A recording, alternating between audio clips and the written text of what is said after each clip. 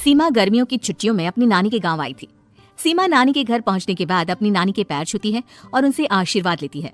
तभी उसकी नानी उससे कहती है, इतनी बड़ी हो गई मेरी सीमा, चल जल्दी से हाथ मुंह धो ले, मैं तेरे लिए खाना लगा देती हूँ। भूख लगी होगी ना?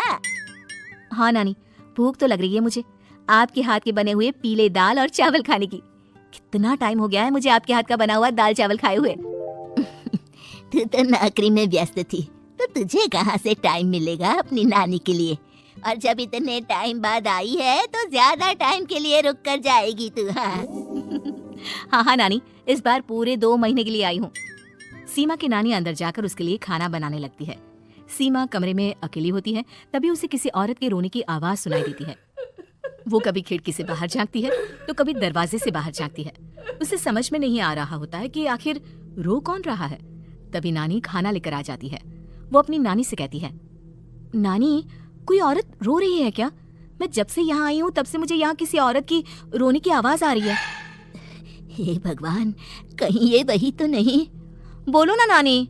अरे कोई नहीं रो रहा, ये तेरे मन का वहम है। और तू ना अब खाना खा ले, ज्यादा यहाँ वहाँ की बातों में ध्यान मत दिया कर। जल्दी से खाना खा और फिर मेरे साथ आ जा मेरे कमरे में, दोनों बैठकर खूब सारी बातें करेंगे। ऐसे ही अगले दिन सीमा अपनी नानी के साथ गांव के बाजार जा रही होती है। उसी रास्ते में फिर से किसी औरत के रोने की आवाज आती है। वो अपनी नानी से कहती है, अरे नानी, क्या सच में तुम्हें अभी भी किसी औरत की रोने की आवाज नहीं सुनाई दे रही? मुझे किसी औरत की बहुत बुरी तरीके से रोने और चीखने की आवाजें आ रही हैं। मैं बहुत परेशान हूँ नानी, आखिर ये कौन है? मुझे लगता है कि सीमा को शहर भेज देना चाहिए, यहाँ रहना उसके लिए ठीक नहीं। नानी बोलो ना, आप चुप क्यों हो जाती हो? सीमा, तू घर चल, मुझे तुझसे बहुत जरूरी बात करनी है। नानी सीमा को घर ले आती है और सीमा से कहती है, सीमा, कल सुबह तू शहर वापस चली जाएगी। अरे अचानक? आखिर क्या बात है नानी, आप मुझे ऐसे जाने को क्यों कह रही हो? मैं बस जो कह रही हूँ उस पर ध्यान दे। तू कल सुबह यहाँ से चली जाएगी, और ये बात मैं कोई मजाक में नहीं बोल रही। तू कल जाएगी तो मतलब जाएगी। अरे नानी, चली जाऊंगी मैं, ठीक है, पर आखिर बात क्या है ये तो बता दो। मम्मी से कोई बात हुई है या फिर मुझसे कोई गलती हुई है जो तुम मुझे अचानक से जाने के लिए बोल रही हो? देख सीमा, रात बहुत हो चुकी है और मुझे इस बारे में कोई बात नहीं करनी। चल, अब चल के मेरे साथ सो जा, सुबह की बस पकड़कर तुझे शहर भी तो जाना है। सीमा को अपनी नानी का ऐसा व्यवहार देखकर बहुत ही अजीब लगता है। उसे कुछ समझ में नहीं आ रहा होता है कि आखिर उसकी नानी उसे अचानक से गांव छोड़कर जाने के लिए क्यों कह रही है। ये सारी बातें सोचते सोचते सीमा की आंख लग जाती है और वो अपनी नानी के साथ सो जाती है। ऐसे ही आधी रात को सीमा को फिर से किसी औरत की रोने की आवाज सुनाई देती है।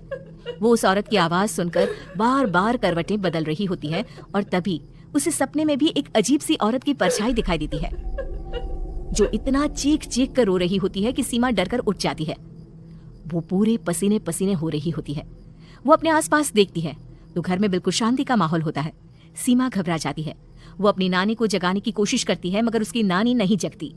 सीमा को फिर से उस औरत की रोने की आवाज सुनाई देती है।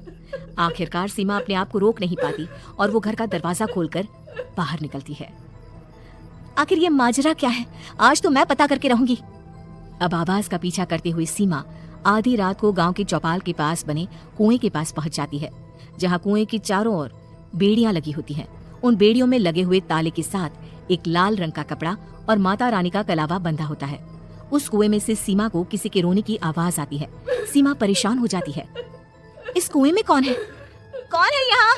सुनो, कौन है? कौन रो रहा है? वो चिल्ला चिल्ला कर पूछती है और साथ ही लोगों को जगाने की कोशिश करती है मगर किसी को भी उसकी आवाज सुनाई नहीं देती।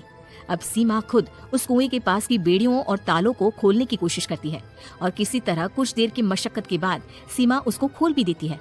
और जैसे ही वो कुआं खोलकर उसके अंदर झांकती है, सीमा उस कुएं में गिर जाती है। इतने में उसकी नानी की नींद भी खुल जाती है और सीमा को पास ना देखकर नानी परेशान हो जाती है।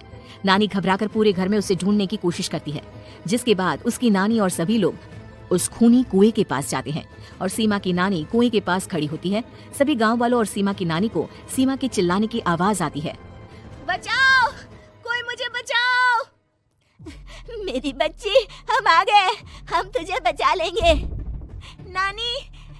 यहाँ बहुत डर लग रहा है। यहाँ इंसान की कटी हुई मुंडिया, हाथ, पैर और कंकाल है और खून भी है। नानी मुझे डर लग रहा है। आप सब मेरी मदद कीजिए, नहीं तो ये खूनी कुआं मेरी बच्ची को भी खा जाएगा। अरे मुझे तो ये समझ में नहीं आ रहा कि आखिर इस खूनी कुएं को खोला किसने।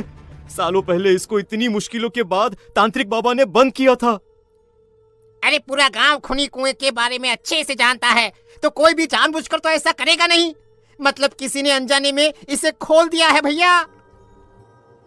सीमा को इस बारे में मालूम नहीं था, और जब से वो यहाँ आई थी तभी से उसे किसी औरत के रोने की आवाजें भी सुनाई दे रही थी। कहीं सीमा ने ही तो उसे नहीं खोला। अगर ऐसा है तो फिर सीमा का बचना बहुत मुश्किल है। वहीं कुएं के अंदर सीमा रोते हुए बैठी होती है कि उसे आवाज सुनाई देती है जो कुएं के बाहर खड़े गांव वालों में से किसी को सुनाई नहीं देता।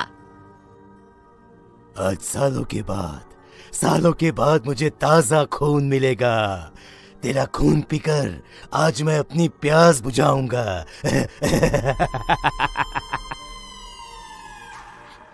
कौन है? कौन है? मत मारो प्लीज, मुझे जाने दो प्लीज। मैंने किसी का क्या बिगाड़ा है? वो तुझे मरने के बाद पता चल ही जाएगा। जितने में गांव वाले और सीमा की नानी कुछ सोच पाते, उतने में उन्हें सीमा के चिल्लाने की आवाज आती है और अगले ही पल सब शांत हो जाता है। क्या हुआ? सीमा, मेरी बेटी। माफ करना बहन, लेकिन अब सीमा वापस नहीं आएगी। हमें एक बार फिर से कुएं को बंद करना होगा। गांव वाले तभी तांत्रिक को बुला कर लाते हैं। एक बार फिर अपनी शक्ति से तांत्रिक बाबा उस कुएं को हमेशा हमेशा के लिए बंद कर देते हैं और वहां एक बोर्ड लगा दिया जाता है कि यहाँ आना मना है।